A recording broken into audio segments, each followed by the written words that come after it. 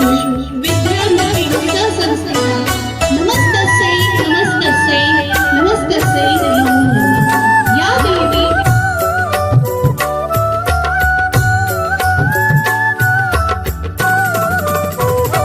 हे सरस्वती माँ दया करो, हे शारदे माँ दया करो।